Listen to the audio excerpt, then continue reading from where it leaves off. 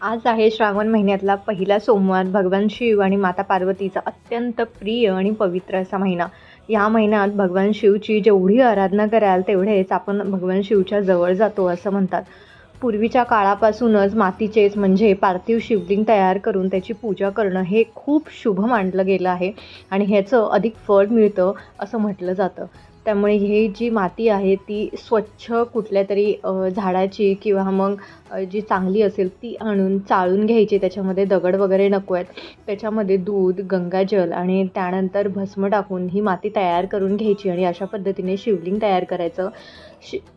भगवान शिवांसोबत त्यांचा संपूर्ण परिवार म्हणजे गणपती बाप्पा, कार्तिकेय, माता पार्वती आणि अशोक सुंदरीसुद्धा असतात. त्यामुळे त्यांची पूजा करणंसुद्धा अनिवार्य आहे. माता पार्वतीला शृंगाराचं साहित्य अर्पण करायचं. दोन्ही हातामध्ये भस्म अशा पद्धतीने चोळून शिवलिंगावरती अर्पण करायचा. शिवामूठ व्हायची, धोत्रा, बेलफूल व्हायचं आणि जे जे तुमच्याच्याने शक्य आहे, जे जे तुम्हाला जमेल ते सर्व आज या दिवशी आपण शिवाला अर्पण करायचं आहे. तुम्हाला जेवढा जमेल तेवढा जप करायचा. शिवलीला अमृत ग्रंथाचं पारायण करायचं असेल तर ते सुद्धा करू शकता. अगदीच 1, 3 आणि 7 दिवसांचं हे पारायण असतं. धूप दीप दाखवायचा, आरती करायची, संध्याकाळी गोडाधोडाचा काहीतरी नैवेद्य करायचा आणि अशा पद्धतीने आपल्याला ही पूजा संपन्न करायची आहे.